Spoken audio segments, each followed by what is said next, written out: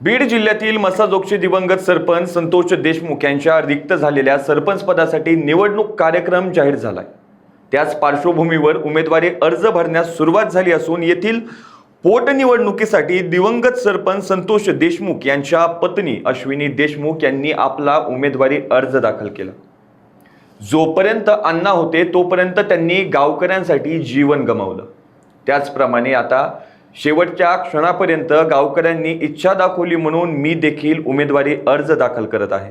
मी गावाची सेवा करेन असे अश्विनी देशमुख यांनी म्हटलं। तर अश्विनी देशमुख यांच्या विरुद्ध स्वरूपानंद देशमुख यांनी सर्वसाधारण गटातून सरपंच पदासाठी आपला अर्ज दाखल केला।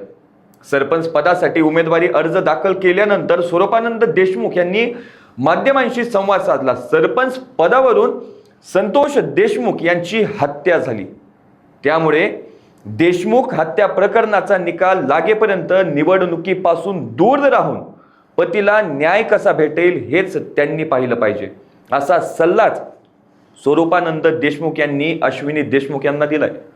दिवंगत संतोष देशमुख यांच्या न्यायिक लढाईसाठी आजही गाव पाठीशी आहे आणि उद्याही राहील। संतोष देशमुख यांच्या मारेकऱ्यांना जोपर्यंत शिक्षा होत नाही तोपर्यंत आमचं गाव एकत्र आहे।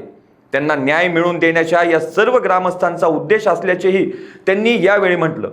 लोकशाहीमध्ये प्रत्येकाला निवडणूक लढण्याचा अधिकार आहे, त्यामुळे मीही निवडणूक लढणार असल्याचं स्वरूपानंद देशमुख यांनी स्पष्टपणे सांगितलंय।